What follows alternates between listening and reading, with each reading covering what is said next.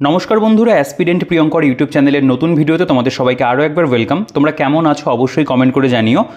দেখো, আজকে আমরা এই ভিডিওতে ভারতের অর্থনীতির ওপর বেঙ্গলি ভার্সনে একটা বই নিয়ে আলোচনা করব। তো দেখো, অর্থনীতি বা ভারতের অর্থনীতির কথা যদি বলি, সেটা কিন্তু আমাদের প্রত্যেকটা কম্পিটিটিভ পরীক্ষার জন্য একটা গুরুত্বপূর্ণ সাবজেক্ট। এমনকি যদি স্পেশালি বলতে হয় WBCS পরীক্ষা বা UPSC পরীক্ষার ক্ষেত্রে কিন্তু ভারতের অর্থনীতি, ইন্ডিয়ান ইকোনমি কিন্তু একটা খুব ভাইটাল রোল প্লে করে, কারণ সেখানে কিন্তু অনেকগুলো নাম্বার শুধুমাত্র এই ভারতের অর্থনীতির ওপর রয়েছে। তো অর্থনীতিতে বাংলাতে তোমরা কিন্তু হয়তো বেশ কয়েকটা বই দেখেছো, কিন্তু সব বইয়ের তো গুণগত মান ভালো থাকে না, এবং ইংরেজিতে বেশ কিছু বই রয়েছে। কিন্তু ভারতের অর্থনীতি এমন একটা বিষয় যেটা যদি তুমি প্রথমে যদি ইংরেজিতে পড়তে যাও, তোমার কিন্তু কিছু কিছু বিষয় বুঝতে প্রবলেম হতে পারে, কারণ সকলের কিন্তু ক্লাস 11-12 বা গ্র্যাজুয়েশন লেভেলে অর্থনীতি থাকে না বা ইকোনমি থাকে না। তো সেক্ষেত্রে আমরা যদি বেঙ্গলি ভার্সনে অর্থনীতিটাকে খুব ভালো করে পড়ে নিতে পারি, তাহলে অর্থনীতির যে বেসিক কনসেপ্টগুলো রয়েছে সেগুলো কিন্তু আমাদের খুব ভালোভাবে ক্লিয়ার হয়ে যায়। তো সেই দিকে নজর রেখে টিম রাজীব শ্রাবণের পক্ষ থেকে একটা বই বের করা হয়েছে। এই বইটা বলতে পারো যে একদম এই বইটার নতুন একটা এডিশন। বইটার নাম প্রসঙ্গ ভারতের অর্থনীতি 4th রিভাইজড এডিশন, এবং এটাই কিন্তু লেটেস্ট এডিশন বইটার। তো এটা পুরোপুরি বাংলা মাধ্যমে একটা অর্থনীতির বই, যেই বইটা বলতে পারো এখনও অবধি আমার দেখা বেঙ্গলিতে সবথেকে ভালো অর্থনীতির বই। অর্থাৎ এই বইটার মধ্যে যেভাবে অর্থনীতির বিভিন্ন বিষয়বস্তু বা বিভিন্ন চ্যাপ্টারগুলোকে সাজানো হয়েছে, যে ভাষাতে বইটার মধ্যে লেখা রয়েছে, সেটা কিন্তু বলতে পারো একেবারে দুর্দান্ত। এত সহজ সরল ভাষা এবং অর্থনীতিটাকে এত ভালো করে তুমি এই বইটা থেকে পড়ে বুঝতে পারবে, যেটা কিন্তু তোমার কনসেপ্ট ক্লিয়ারের জন্য এবং যদি বলো যে ইনফরমেশন গ্যাদারিংয়ের জন্য কিন্তু খুব ভালো। বইটার মধ্যে প্রচুর তথ্য রয়েছে এবং আপডেটেড একটা বই। তো এই ভিডিওতে এই বইটা নিয়ে বিস্তারিত আলোচনা অবশ্যই করব। তো তোমরা যারা আমার চ্যানেলে আজকে নতুন রয়েছো, তারা চ্যানেলটিকে অবশ্যই সাবস্ক্রাইব করে দিও, আর পাশে থাকা যে বেল আইকনটা রয়েছে সেটা প্রেস করে অল করে দিও, তাহলে সব নতুন ভিডিও নোটিফিকেশন তোমাদের কাছে কিন্তু খুব সহজেই পৌঁছে যাবে। দেখো, আমি বইটার একটু ওভারভিউ তোমাদেরকে দেখিয়ে দিই। প্রথম কথা হচ্ছে, বলা হচ্ছে যে ফর অল কম্পিটিটিভ এক্সামিনেশন, অর্থাৎ যে কোনো কম্পিটিটিভ পরীক্ষার তুমি প্রস্তুতি নিচ্ছ, অর্থনীতিটাকে যদি খুব ভালো করে পড়তে চাও, এই বইটা কিন্তু বলতে পারো বেস্ট একটা অপশন বেঙ্গলি ভার্সনে। আচ্ছা, এখানে বেশ কিছু নতুন বিষয় সংযুক্ত হয়েছে, যেমন পরীক্ষা কেন্দ্রিক নতুন অধ্যায় যুক্ত হয়েছে, সাম্প্রতিক তথ্য যুক্ত হয়েছে, কেন্দ্রীয় বাজেট 2024-25 আমরা এখানে দেখতে পাবি, যেটা বলতে পারো যে এক প্রকার ইন্টারিম বাজেট বা অন্তর্বর্তীকালীন যে বাজেটটা হলো ভোটের আগে, এবং প্রতিটি অধ্যায় ভিত্তিক প্রচুর এক্সাম ওরিয়েন্টেড MCQ রয়েছে। অর্থাৎ এখানে কিন্তু এক একটা চ্যাপ্টার ভিত্তিক তুমি MCQ পাবে প্র্যাকটিস করার জন্য, যেটা বলতে পারো এই বইটার কিন্তু প্রেজেন্টেশনটাকে অনেকটা কিন্তু বলতে পারো এনহান্স করেছে। এবং তার পাশাপাশি আমরা দেখতে পাবো WBCS এর প্রিলিমিনারি এবং মেইনের ওপরে কিন্তু প্র্যাকটিস সেট রয়েছে, যেটা বলতে পারো এই বইটার মধ্যে আরও একটা ভালো সংযোজন। ঠিক আছে, পরিমার্জিতা, অধ্যাপিকা বিজেতা সিংহ এবং টিম রাজীব শ্রাবণ থেকে এটা প্রকাশিত, এবং কথা ও কাহিনী প্রকাশনী এবং একলব্য থেকে যৌথ উদ্যোগে কিন্তু এই বইটা প্রকাশিত হয়েছে। বইটার থিকনেস আমি তোমাদেরকে দেখিয়ে দিই। আমি বলবো যে একটা সাবজেক্ট ওয়াইজ বই হিসেবে একদম পারফেক্ট একটা সাইজের বই এটা রয়েছে। বইটার ব্যাক সাইডটা যদি তোমরা দেখো, এখানে বইটার বৈশিষ্ট্য লেখা রয়েছে। দেখো, আমি যেগুলো বললাম সেগুলো দেখবে এখানে উল্লেখ করা, যেমন WBCS সহ অন্যান্য চাকরির পরীক্ষা কেন্দ্রিক প্রস্তুতি সহায়ক বই, সহজ সরল বাংলা ভাষায় লিখিত, আরও অন্যান্য বিভিন্ন এখানে ব্যাখ্যা উল্লেখ রয়েছে। যেমন ধরো, সাম্প্রতিক তথ্য যেগুলো রয়েছে, ডেটা, সেগুলো পরিসংখ্যান সেগুলো দেওয়া হয়েছে। বাংলা ভাষার সঙ্গে অর্থনীতির ইংরেজি পরিভাষারও শব্দ দেওয়া আছে, অর্থাৎ বেঙ্গলি এবং ইংরেজির যে পরিভাষা সেটাও কিন্তু তোমরা এই বইটার মধ্যে পাবে। যে ক্ষেত্রে তোমরা যদি পরবর্তীকালে কখনও কোনো ইংরেজি বই পড়ো বা ইংরেজিতে যদি তুমি কোনো কোয়েশ্চেনের অ্যান্সার করতে যাও, তোমার যাতে সমস্যা না হয়, সেই দিকটাও কিন্তু এই বইটার মধ্যে মাথায় রাখা হয়েছে। আচ্ছা, একলব্য প্রকাশনী এখানে উল্লেখ রয়েছে, কথা ও কাহিনীর উল্লেখে রয়েছে। আচ্ছা, বইটার যেটা প্রিন্টেড প্রাইস 690 টাকা লেখা, এটার যে অ্যামাজনের লিঙ্ক রয়েছে আমি যদি পাই অবশ্যই ভিডিও ডিসক্রিপশনে দিয়ে রাখবো, সেখান থেকে অবশ্যই চেক আউট করে নিও। এছাড়াও আমি যে দোকান থেকে বই কিনি, ফুলিয়া নদীর বিনাপানি পুস্তকালয়, তোমরা সেখান থেকে এই বইটাকে সংগ্রহ করতে পারবে। সেখানে এই বইটা তোমরা মোটামুটি 35 থেকে 40% ডিসকাউন্টে পেয়ে যাবে। তোমরা সেখান থেকে বইটাকে কিন্তু অনলাইন এবং অফলাইনে কিনতে পারবে। দোকানের ডিটেলস এবং হোয়াটসঅ্যাপ নাম্বার ডিসক্রিপশনে থাকবে, সেখান থেকে অবশ্যই কিন্তু চেক আউট করো। এছাড়াও তোমরা তোমাদের নিয়ারেস্ট কোনো বুক স্টল হোক বা কলেজ স্ট্রিট থেকেও বইটাকে কিন্তু সংগ্রহ করতে পারবে। আচ্ছা, আমি তোমাদের একটু দেখিয়ে দিই। এখানে প্রথম প্রকাশিত হয়েছিল 2022 সালে, এবং দ্বিতীয় যৌথ পরিমার্জিত সংস্করণ মে 2024। ঠিক আছে, এখানেও এটার 690 টাকা প্রিন্ট রয়েছে, তো ভালো ডিসকাউন্ট বইটার উপর পাওয়া যায়, এবং যে দামে তুমি বইটা ডিসকাউন্টের পরে পাবে সেটা কিন্তু বলতে পারো ভ্যালু ফর মানি। আচ্ছা, বইটার বাইন্ডিং কোয়ালিটি কিন্তু খুবই ভালো রয়েছে। বইটার পেজ কোয়ালিটি দুর্দান্ত পেজ কোয়ালিটি। একটা টেক্সট বুক হিসাবে আমি বলবো এরকম পেজ কোয়ালিটি হওয়া উচিত, যেটা এখানে প্রোভাইড করা রয়েছে। আর প্রিন্টিং কোয়ালিটিও কিন্তু কোনো রকম বলতে পারো অভিযোগ করার জায়গা নেই, প্রিন্টিং কোয়ালিটিও বইটার মধ্যে খুবই সুন্দর রয়েছে। আচ্ছা, আমাদের এখানে সূচিপত্রতে যদি আমরা একটু দেখি, আমরা দেখতে পাবো যে বেশ কয়েকটা অধ্যায়ে কিন্তু ভাগ করা রয়েছে। তোমরা খেয়াল করবে টোটাল এখানে চ্যাপ্টার 30টা রয়েছে। ঠিক আছে, দেখো প্রথমে আমি একটু চ্যাপ্টারগুলো তোমাদের ওভারভিউ দিয়ে দিই। প্রথমে হচ্ছে অর্থনীতির গোড়ার কথা, জাতীয় আয়, অর্থনৈতিক প্রসার এবং অর্থনৈতিক উন্নয়ন, দারিদ্র্য বৈষম্য, বেকারত্ব, মুদ্রাস্ফীতি, রাষ্ট্রীয় আয় ব্যয়, বাজেট, অর্থনৈতিক পরিকল্পনা, নীতি আয়োগ, ঠিক আছে, অর্থ, ভারতের ব্যাংক ব্যবস্থা রয়েছে, ভারতের আর্থিক বাজার, ভারতের কৃষি, ভারতের ভূমি সংস্কার, জলসেচ, ভারতের শিল্প, পরিষেবা ক্ষেত্র, বিমা। 19 নম্বর চ্যাপ্টার পর্যন্ত হলো। আচ্ছা, এরপরে এখানে দেখতে পাবে ভারতের পরিকাঠামো রয়েছে, লেনদেন ব্যালেন্সের হিসাব রয়েছে, ভারতের অর্থনৈতিক সংস্কার রয়েছে, ভারতের বৈদেশিক মুদ্রার বিনিময় হার, বৈদেশিক বাণিজ্য, আন্তর্জাতিক অর্থনৈতিক প্রতিষ্ঠানসমূহ, ভারতের জনসংখ্যা, জনতাত্ত্বিক লাভ্যাংশ, ভারত সরকারের বিভিন্ন প্রকল্পসমূহ, পশ্চিমবঙ্গ সরকারের বিভিন্ন প্রকল্প। এরপরে চলে আসছে WBCS এর যে প্রিলিমস এবং মেন্সের মডেল বলতে পারো প্র্যাকটিস সেট, তারপরে আমাদের অর্থনৈতিক সমীক্ষা বা ইকোনমিক্যাল সার্ভে রয়েছে, তারপরে কেন্দ্রীয় বাজেট 24-25টা আমাদের রয়েছে। ঠিক আছে, এই হচ্ছে আমাদের টোটাল বইটার কন্টেন্ট। এবার আমরা দেখে নেব যে বইটার মধ্যে প্রেজেন্টেশনটা কেমন রয়েছে। দেখো প্রথমে এটা ধরো অর্থনীতির গোড়ার কথা, এটা চ্যাপ্টার 1, এখানে লেখা রয়েছে ইন্ট্রোডাকশন অফ ইকোনমিক্স। তুমি ইংরেজি টার্ম কিন্তু প্রত্যেকটার ক্ষেত্রেই পাবে। ঠিক আছে, এখানে আমরা প্রথমে একটা ওভারভিউ দেওয়া হয়েছে যে এই অধ্যায়ে যা পড়া হবে, আমরা কী কী পড়বো এই অধ্যায়ে। তুমি প্রথমে একটা আউটম্যাপ পেয়ে যাচ্ছ যে অর্থনীতি কাকে বলে, অর্থনীতির বিভিন্ন ধারা, অর্থনীতির শ্রেণীবিভাগ রয়েছে, অর্থনীতির ক্ষেত্রসমূহ, বিভিন্ন অর্থ ব্যবস্থার সংজ্ঞা, এগুলো আমরা এখানে পড়বো।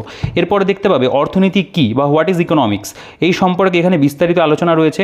ঠিক আছে, এবং এখানে বিশ্বের প্রথম অর্থনীতির অধ্যাপক, ঠিক আছে, তার সম্পর্কে এখানে একটা চার্ট করা হয়েছে, তার ছবি দেওয়া রয়েছে। এরপরে অর্থনীতির সংজ্ঞা, ঠিক আছে, গ্রিক শব্দ ইকোনমিয়া থেকে ইকোনমিক্স বা শব্দটির উৎপত্তি হয়েছে, এবং এর মধ্যে যে সমস্ত, যেমন Adam Smith and inquiry into the nature and causes of the wealth of nations, এই গ্রন্থটিতে তিনি অর্থনীতির সংজ্ঞা দিয়েছেন, সে সম্পর্কে আলোচনা রয়েছে।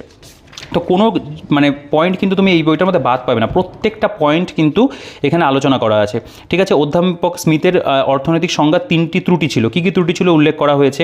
তো এভাবে কিন্তু ওভারঅল প্রেজেন্টেশন পাবো। এখানে দেখতে পাবে অর্থবিদ্যার বিভিন্ন ধারার কেন্দ্রীয় বক্তব্য সারসংক্ষেপ রয়েছে।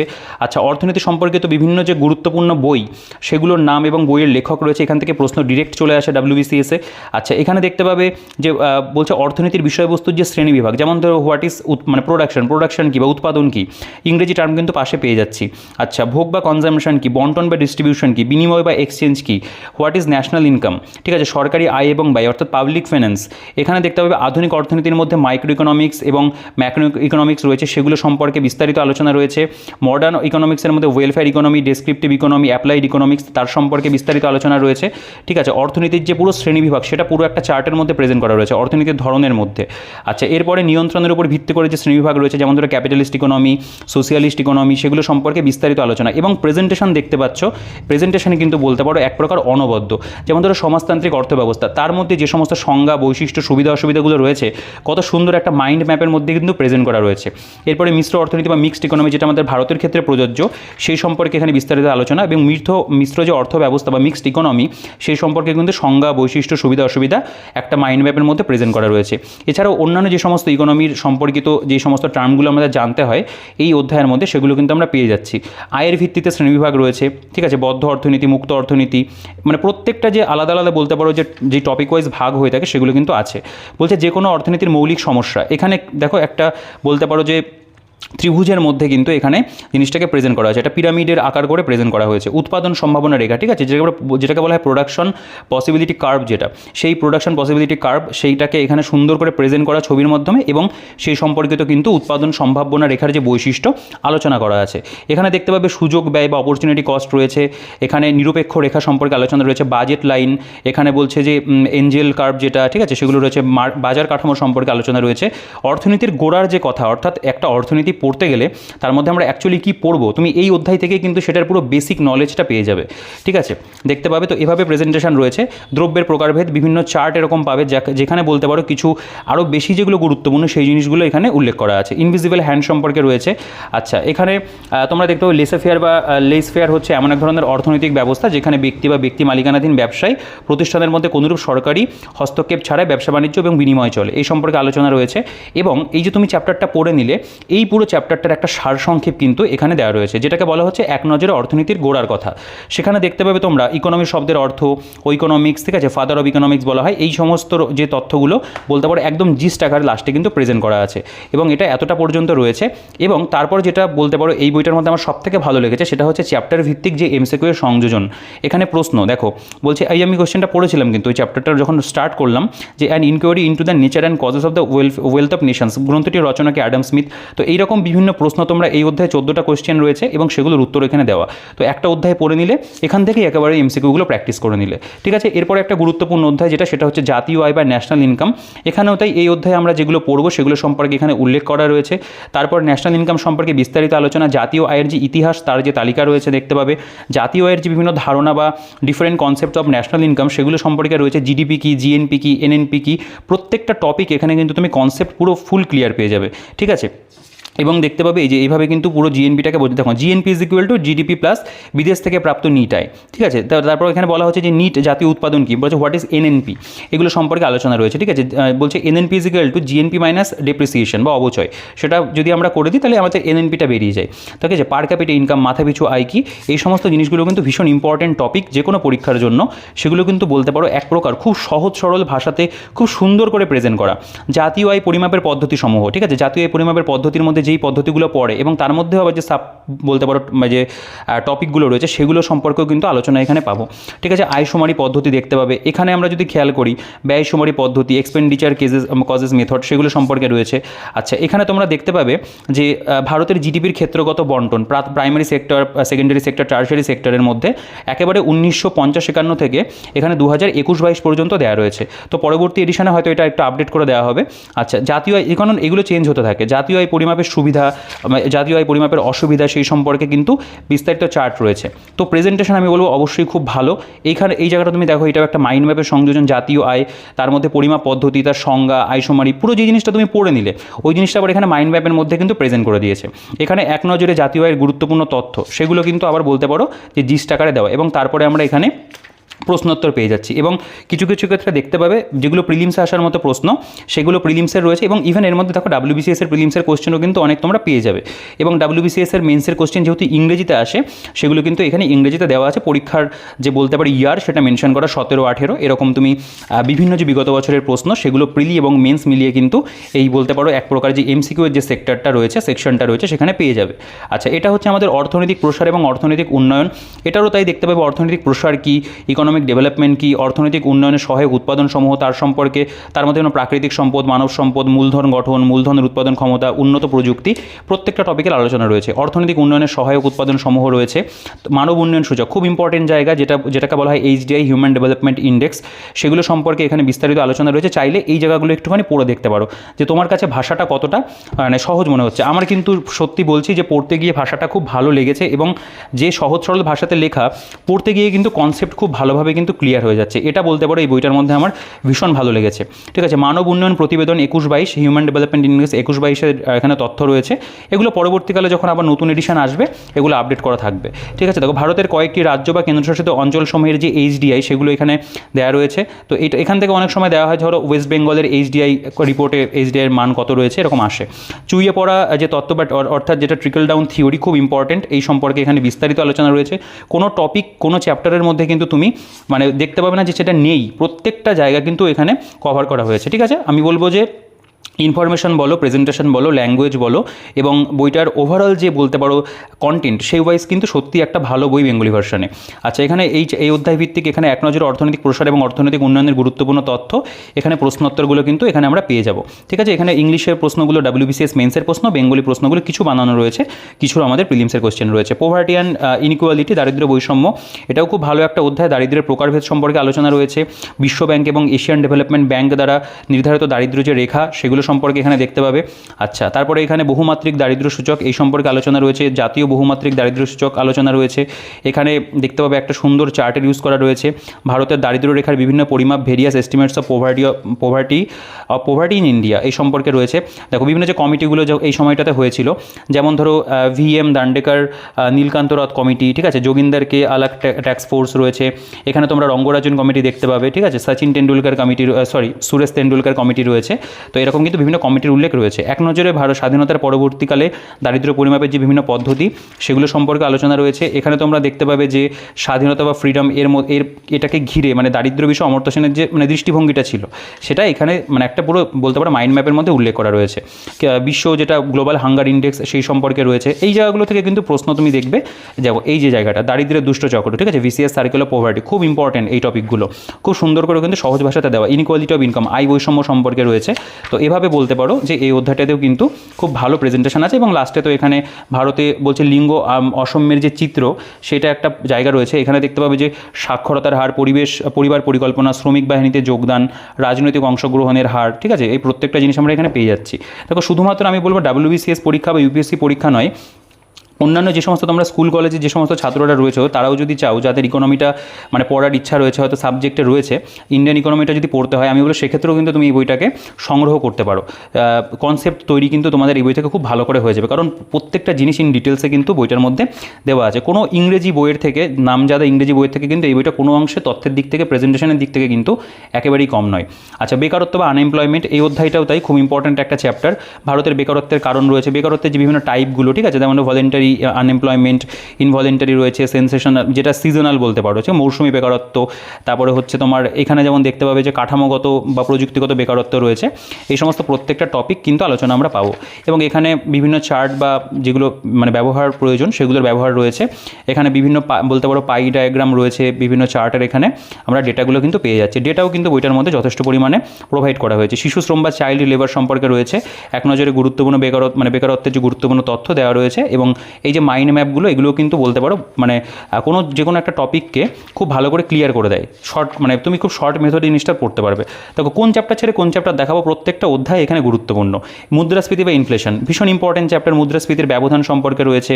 আচ্ছা, তারপরে আমি একটু পয়েন্টগুলো বলি। মুদ্রাস্ফীতি বা ইনফ্লেশনের মধ্যে যেগুলো পড়ছে, দাম দরের স্তর মানে বৃদ্ধির হার অনুসারে মুদ্রাস্ফীতির প্রকারভেদ সম্পর্কে রয়েছে, ঠিক আছে, তার কারণ অনুসারে মুদ্রাস্ফীতির প্রকারভেদ। এখানে যেমন ধরো চাহিদা প্রণোদিত যেটা আর কি বলতে পারো মুদ্রাস্ফীতি বা ব্যয় বৃদ্ধিজনিত মুদ্রাস্ফীতি, সেগুলো সম্পর্কে আলোচনা আছে। মুদ্রাস্ফীতি পরিমাপের যে পদ্ধতি তার সম্পর্কে আলোচনা।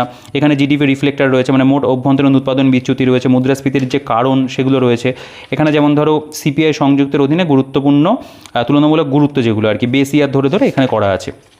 আচ্ছা, পরিকল্পনা সময়কালে ভারতের মুদ্রাস্ফীতির চিত্র কেমন ছিল, যে 5 ইয়ার প্ল্যান্সগুলো, সেগুলো সম্পর্কে কিন্তু আলোচনা আমরা এখানে পেয়ে যাচ্ছি। তো মুদ্রাস্ফীতি গেল। রাষ্ট্রীয় আয় ব্যয় বা পাবলিক ফিনান্সের অধ্যায় দেখতে পাচ্ছ। আচ্ছা, আমি এই চ্যাপ্টারগুলো অতটা দেখাচ্ছি না, আমি একটা ভালো একটা অধ্যায় তোমাদেরকে দেখে ব্যাঙ্কিং যে সেক্টরটা রয়েছে সেটা যদি একবার দেখানো যায়। আচ্ছা, বাজেটটা একবার দেখে নিতে পারো, বাজেটের অধ্যায়টা কিন্তু খুব ইম্পর্টেন্ট একটা চ্যাপ্টার। আচ্ছা, রাষ্ট্রীয় আয় ব্যয়, এর মধ্যেও কিন্তু অনেক কিছু পড়ছে। হ্যাঁ, এখানে পুরোপুরি মানে ট্যাক্স সিস্টেম বা ট্যাক্সেশন সিস্টেম যেগুলো হয় সেগুলো এখানে আছে। আমি একটু ওভারভিউটা তোমাদের দিয়ে দিই। যেমন ধরো এইখানে যদি দেখতে পাবে ভারতের কর কাঠামো, ভারতের কর ব্যবস্থার যে ভিত্তি, basic tax system in India, এর মধ্যে ডিরেক্ট ট্যাক্স, ইনডিরেক্ট ট্যাক্স, ঠিক আছে, ট্যাক্স অন ট্যাক্স মানে করের উপর যে করটা বসে, প্রত্যক্ষ পরোক্ষ করের যে বলতে পারে মানে কোনটা কোন ক্ষেত্রে মানে ডিরেক্ট ট্যাক্স কোনগুলো, ইনডিরেক্ট ট্যাক্স কোনগুলো, সেগুলো কিন্তু তালিকা রয়েছে এখানে, ঠিক আছে। এখানে দেখো কর আরোপের অনুশাসন একটা মাইন্ড ম্যাপের ইউজ রয়েছে। আচ্ছা, এখানে ভারতের অপ্রত্যক্ষ কর সেই সম্পর্কে বিস্তারিত আলোচনা রয়েছে। এগুলো একটু দেখিয়ে দেওয়াটা ভালো, কারণ এই চ্যাপ্টারটা কিন্তু খুব ইম্পর্টেন্ট। ডিরেক্ট ট্যাক্স, ডিটিসি সম্পর্কে আলোচনা, ইনডিরেক্ট ট্যাক্স সম্পর্কে এখানে আলোচনা রয়েছে, ঠিক আছে। পণ্য পরিষেবা মানে GST, goods and service tax, GST council পুর সম্পর্কে আলোচনা রয়েছে এখানে। তো ট্যাক্সেশন থেকে আমাদের কিন্তু সবটাই আমরা পেয়ে যাচ্ছি। করদাতাদের যে বলতে পারো সনদ বা যে চার্টারটা সেটা সম্পর্কে দেওয়া, কর সম্পর্কে কয়েকটি পরিভাষা রয়েছে এখানে। দেখো যে চেল্লাইয়া কমিটি সম্পর্কে এখানে রয়েছে, মানে ভারতের কর সংক্রান্ত যে কমিটিগুলো, কেলকার কমিটি, ঠিক আছে। তো এরকম কোশ্চেন দেবে, কেলকার কমিটি কিসের সঙ্গে সংযুক্ত, কর ব্যবস্থার সঙ্গে সংযুক্ত। মূলধন প্রাপ্তি রয়েছে, সরকারি ঋণ বা পাবলিক যেটা বলতে পারো ফিনান্স, সেটা রয়েছে। ফিনান্স কমিশন, অর্থ কমিশন, এখানে প্রত্যেকটা যে অর্থ কমিশন বসেছিল, অর্থ কমিশনের কিন্তু এখানটায় বলতে পারো স্থায়িত্বকাল, কোন সালে প্রতিষ্ঠা হয়েছে, চেয়ারম্যান, কে সদস্যবৃন্দ ছিল, সেগুলো সব কিন্তু আমরা এখানে আপ টু পেয়ে যাচ্ছি। 2000 একেবারে দেখো পঞ্চদশ অর্থ কমিশন নভেম্বর 2020 থেকে 2026, এনকে সিং হচ্ছে চেয়ারম্যান। এবং এই সম্পর্কে অন্যান্য সদস্যবৃন্দ রয়েছেন তাদের নামের উল্লেখও কিন্তু রয়েছে। তো এভাবে আমরা এই চ্যাপ্টারটাও কিন্তু পেয়ে গেলাম। বাজেটের অধ্যায় খুব গুরুত্বপূর্ণ চ্যাপ্টার। এখানেও দেখতে পাবে যে বাজেট সম্পর্কে প্রকারভেদ কী, বাজেটের উপাদান যেগুলো রয়েছে, এক্সপেন্ডিচার কী, রিসিপ্টস কী, সেগুলো সম্পর্কে কনসেপ্ট কিন্তু এখান থেকে ক্লিয়ার হয়ে যাবে। রাজস্ব ঘাটতি বা রেভিনিউ ডেফিসিট, ফিসক্যাল ডেফিসিট রয়েছে এখানে, প্রাইমারি ডেফিসিট রয়েছে, বাজেট ডেফিসিট রয়েছে। এই কনসেপ্টগুলো জানা প্রয়োজন। এখান থেকে যদি ভালো করে পড়ে নাও খুব সুন্দর করে কিন্তু ক্লিয়ার হয়ে যাবে। অর্থমন্ত্রীদের যে তালিকা কে এখনও পর্যন্ত রয়েছেন, কত দিনের জন্য তিনি ছিলেন, টেনারটা, সেগুলো সব দেওয়া আছে। তো বাজেটের অধ্যায়ের মধ্যেও আমরা দেখতে পাচ্ছি প্রেজেন্টেশন খুব ভালো, এবং লাস্টে কিন্তু এখানে আমরা এমসিকিউ পেয়ে যাচ্ছি। দেখো WBCS 2018 এটা প্রিলিমসের কোশ্চেন, 17 প্রশ্ন রয়েছে, WBCS 2014 মেন্সের কোশ্চেন রয়েছে। তো এভাবে আমরা কিন্তু এখানেও পেয়ে যাচ্ছি। আচ্ছা, অর্থনৈতিক পরিকল্পনা, ইকোনমিক প্ল্যানিং খুব ইম্পর্টেন্ট। আমি এখানে তোমাদের এই চার্টটা অবশ্যই একবার দেখিয়ে দিই। দেখো এখানে অর্থনৈতিক পরিকল্পনা বা ইকোনমিক প্ল্যানিং, এখানে পুরো চার্টের মধ্যে কিন্তু পুরো বিষয়টাকে তারা উল্লেখ করেছে। ঠিক আছে, এই চার্টের একটা স্ক্রিনশট করে একটু পড়ে দেখতে পারো। এবার আমরা চলে আসবো যে বিভিন্ন ধরনের যে অর্থনৈতিক পরিকল্পনা সেগুলো সম্পর্কে এখানে আলোচনা আছে। যেমন ধরো ডেমোক্রেটিক রয়েছে, সর্বগ্রাসী রয়েছে, সোশিয়ালিস্ট প্ল্যানিং রয়েছে, ক্যাপিটালিস্ট প্ল্যানিং রয়েছে। এগুলো পরপর যত রকমের হয় সেগুলো আমরা পেলাম। আচ্ছা, এরপরে আমাদের ভারতীয় অর্থনৈতিক পরিকল্পনার যে বিবর্তন বা এভলিউশন হয়েছে সেগুলো এখানে পরপর চার্টের মধ্যে দেওয়া রয়েছে। ঠিক আছে, পরিকল্পনা কমিশন বা প্ল্যানিং কমিশন সম্পর্কে রয়েছে। বর্তমানে প্ল্যানিং কমিশনটা তোমরা জানো যে নীতি আয়োগ হয়ে গেছে। এখানে এনডিসি বা জাতীয় উন্নয়ন পর্ষদ সম্পর্কে রয়েছে। এখানে যে এই জায়গাটা একটু দেখিয়ে দিই, চার্টটা বলছে যে পূর্বতন পরিকল্পনা কমিশনের সরকারি সভাপতিগণ, deputy chairman of planning commission, তাদের কিন্তু তালিকা, মেয়াদকাল সবটা আমরা এখানে পেয়ে যাব। এরপরে এখানে আমরা পরপর প্রত্যেকটা যে পঞ্চবার্ষিকী পরিকল্পনা একদম ডেট দেওয়া আছে, কত তারিখের, মানে কোন মাসের কোন বছরের কত তারিখ সেখান থেকে কত পর্যন্ত হয়েছে, সেই প্রত্যেকটা পরিকল্পনার উদ্দেশ্য এবং সেই পরিকল্পনার লক্ষ্যমাত্রা, পরিকল্পনার মূল্যায়ন, প্রত্যেকটা জিনিস কিন্তু আমরা পেয়ে যাচ্ছি। তো 5 ইয়ার প্ল্যানের মধ্যে এক একটা প্ল্যানিং সম্পর্কে খুব সুন্দর করে কিন্তু এখানে বিস্তারিত আলোচনা রয়েছে। রোলিং প্ল্যান যেটা হয়েছিল, রোলিং প্ল্যান সম্পর্কেও রয়েছে। ষষ্ঠ পঞ্চবার্ষিকী পরিকল্পনা সম্পর্কে দেখতে পাবে তথ্য রয়েছে। তো এভাবে কিন্তু বলতে পারো পুরো যে আমাদের অর্থনৈতিক পরিকল্পনা সেটাকে একদম ধরে ধরে দেওয়া তো অবশ্যই রয়েছে। এছাড়াও আমরা কিন্তু চার্টের মধ্যেও এটার প্রেজেন্টেশনটা পেয়ে যাচ্ছি। যেমন ধরো এখানে প্রথম পঞ্চবার্ষিকী পরিকল্পনা, তার যে সময়কাল, উদ্দেশ্য, মূল্যায়ন, বিশেষ তথ্য, এভাবে কিন্তু আমরা এখানে চার্টের ব্যবহার পাচ্ছি। ঠিক আছে, দেখতে পাবে এখানে আপ টু যতগুলো পরিকল্পনা হয়েছে প্রত্যেকটা পরিকল্পনা, দ্বাদশ পরিকল্পনা পর্যন্ত এখানে কিন্তু আমাদের রয়েছে।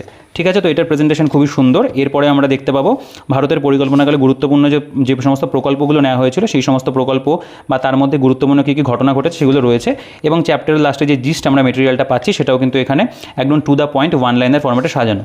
এখানে বিভিন্ন প্রশ্নগুলো আমরা দেখতে পাবো যে বেঙ্গলি ভার্সনে প্রথমে রয়েছে। এই অধ্যায়টা খুব ইম্পর্টেন্ট যেহেতু, তো সেখানে কিন্তু আমরা অনেক বেশি পরিমাণে এমসিকিউ পাচ্ছি। টোটাল এই অধ্যায়টার ওপরেই 147টা এমসিকিউ এবং অ্যান্সার কি দেওয়া আছে।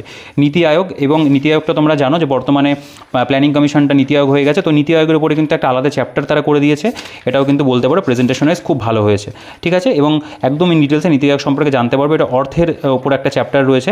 তো এই একটা দুটো চ্যাপ্টার আমি একটু স্কিপ করি। এবার ভারতের ব্যাংক ব্যবস্থাটা আমরা একটু দেখে নেব। দেখো এই অধ্যায়ে যেগুলো পড়বো সেগুলো দেওয়া আছে। ব্যাংক কী সেই সম্পর্কে তথ্য, আমানত কী, এখানে কারেন্ট অ্যাকাউন্ট, ঠিক আছে, ফিক্সড ডিপোজিট, সেভিংস অ্যাকাউন্ট কি, রেকারিং যেটাকে ডিপোজিট অ্যাকাউন্ট বলা হয়, রেকারিং পলিসি, তো সেগুলো সম্পর্কে রয়েছে। এখানে টেনার অফ লোনস রয়েছে, মানে এক একটা লোন কেমন হয়ে থাকে, কোনটা স্বল্পমেয়াদী, দীর্ঘমেয়াদী ঋণ রয়েছে, সেগুলো সম্পর্কে আলোচনা। ব্যাংকের কার্যসমূহ সম্পর্কে রয়েছে এখানে। ব্যাংকের গৌণ কার্য, মুখ্য কার্য কী রয়েছে, ভারতের ব্যাংকের ইতিহাস। যেমন ধরো প্রথমে ব্যাংক অফ হিন্দুস্তান ছিল, পরবর্তীকালে সেটা চেঞ্জ হলো, ঠিক আছে, ব্যাংক অফ বেঙ্গল প্রতিষ্ঠা হলো, প্রেসিডেন্সি ব্যাংক হলো। সেই সমস্ত ব্যাংকের যে বলতে পারো যে প্রতিষ্ঠা যেগুলো হয়েছিল এখানে পেয়ে যাব। ভারতীয় রিজার্ভ ব্যাংক সম্পর্কে এখানে আলোচনা রয়েছে। রিজার্ভ ব্যাংকের লোগো রয়েছে। রিজার্ভ ব্যাংক সম্পর্কে কিছু টুকরো কথা এখানে আলোচনা করা হয়েছে, যে প্রথম চেয়ারম্যান কে ছিলেন, কত সালে প্রতিষ্ঠা হয়। আচ্ছা, ভারতীয় রিজার্ভ ব্যাংকের সংগঠন, পরিচালনা ব্যবস্থা সম্পর্কে আলোচনা তোমরা এখানে পেয়ে যাবে। এবং যে ব্যাংক রিজার্ভ ব্যাংকের যে গভর্নর, তাদের যে তালিকা, সেই তালিকা কিন্তু একদম আপ টু ডেট। এখানে 2018 সাল থেকে বর্তমান পর্যন্ত শক্তিকান্ত দাস রয়েছেন 25তম, তার সম্পর্কে আলোচনা রয়েছে।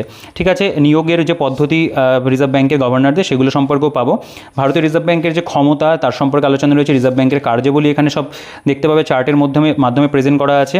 আচ্ছা, এরপরে আমরা যদি একটু দেখে নিই অন্যান্য যে সমস্ত ধরো আর্থিক নীতি বা মনিটারি পলিসি অফ ইন্ডিয়া, সেই সম্পর্কে আলোচনা রয়েছে। এখানে ঋণ নিয়ন্ত্রণের পদ্ধতিসমূহ এখানে দেখতে পাবে। ব্যাংক রেটের প্রভাব রয়েছে, খোলাবাজারি কার্যকলাপের প্রভাব রয়েছে, পশ্চাৎগামী রেপো রেট এর মধ্যে পড়ে যাচ্ছে, এগুলো সম্পর্কে রয়েছে। রিভার্স রেপো রেট সম্পর্কে রয়েছে, সিআরআর রয়েছে, এসএলআর সম্পর্কে রয়েছে আলোচনা।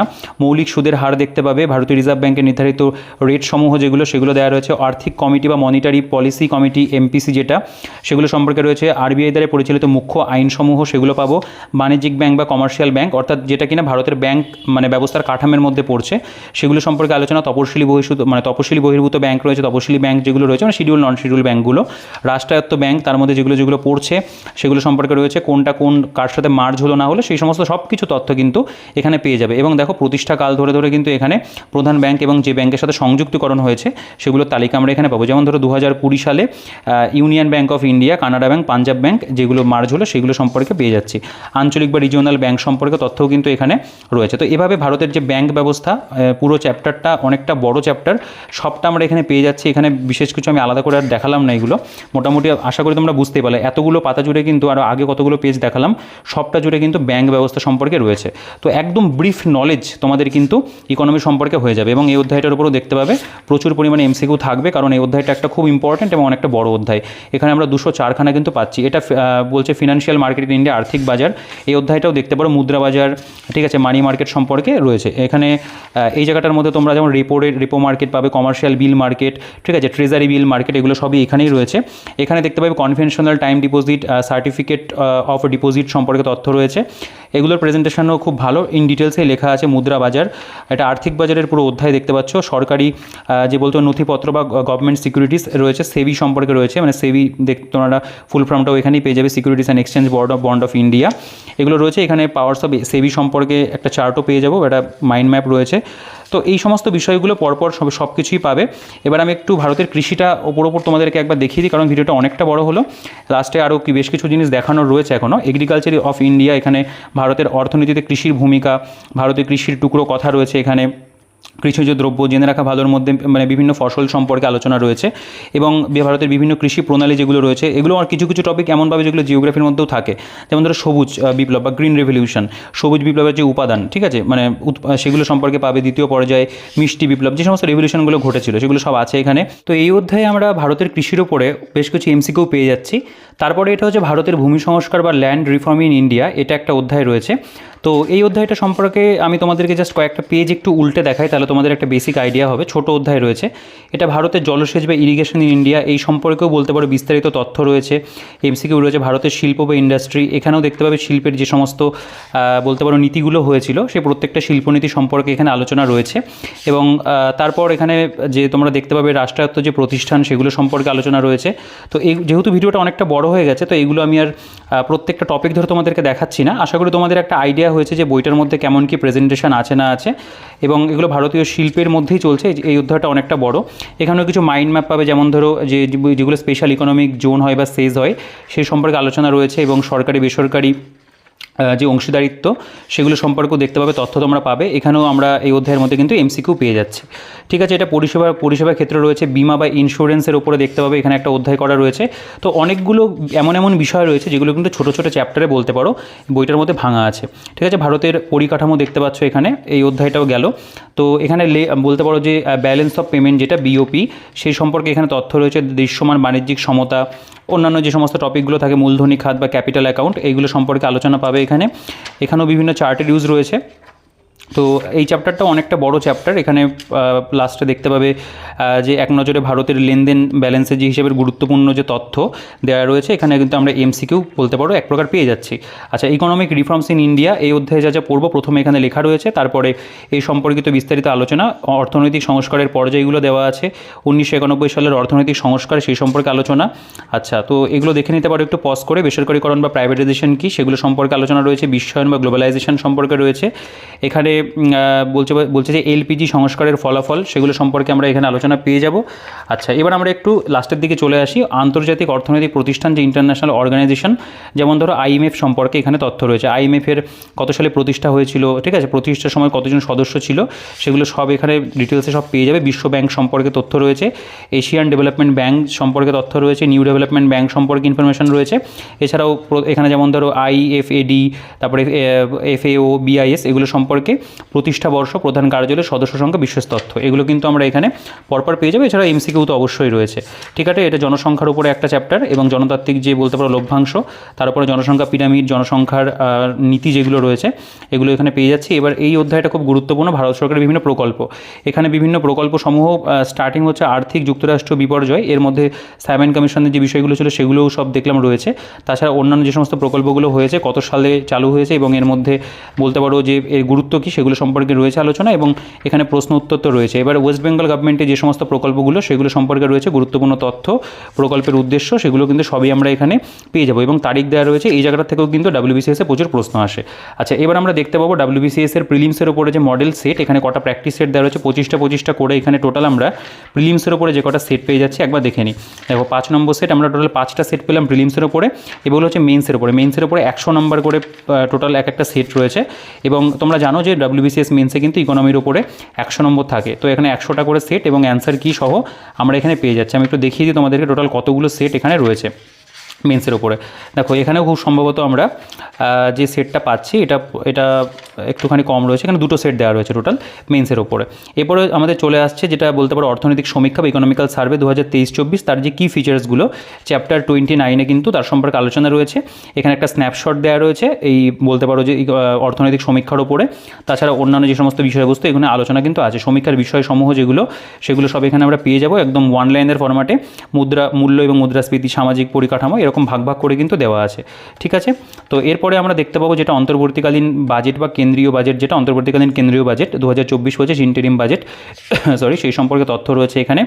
সামাজিক ন্যায় বা যে সমস্ত বলতে পারো কি ফিচার্সগুলো সেগুলো পেয়ে যাবো আমরা এখানে। বিভিন্ন ডায়াগ্রামের ইউজ তো অবশ্যই রয়েছে, যেটা পুরো বইটা জুড়ে আমরা পেলাম, প্রচুর ডায়াগ্রামের কিন্তু ব্যবহার করা যাবে। এখানে একটা স্টুডেন্ট নোটের পেজ রয়েছে, ঠিক আছে। তো মোটামুটি এই হচ্ছে বইটার কন্টেন্ট। আমি বলবো বেঙ্গলি ভার্সনে একটা বেস্ট বলতে পারো যে ইন্ডিয়ান ইকোনমির বই। নিঃসন্দেহে এই বইটা তোমরা সংগ্রহ করতে পারো। আমি এটা বইটা হাইলি রিকমেন্ড করছি তোমাদেরকে। যারা অর্থনীতির জন্য একটা ভালো বই খুঁজছিলে বেঙ্গলি ভার্সনে, তারা অবশ্যই এই বইটা সংগ্রহ করো। বইটার পারচেস লিঙ্কের ডিটেলস ডিসক্রিপশনে থাকবে, সেখান থেকে অবশ্যই চেক আউট করে নিও। টেলিগ্রাম গ্রুপের লিঙ্ক দিয়ে রাখবো এবং টেলিগ্রাম যে চ্যানেল রয়েছে তারও লিঙ্ক থাকবে, অবশ্যই জয়েন হয়ে যেও। আর বইটা কেমন লাগলো অবশ্যই কমেন্ট করে জানিও। ভিডিওটা ভালো লাগলে ভিডিওটাকে অবশ্যই লাইক করে দিও। আর যদি বইটা নিয়ে কোনো প্রশ্ন থাকে বা অন্য কোনো কোশ্চেন তোমাদের মনে থাকে অবশ্যই কমেন্ট সেকশনে জানাও, আমি প্রত্যেকের কমেন্টে রিপ্লাই করি।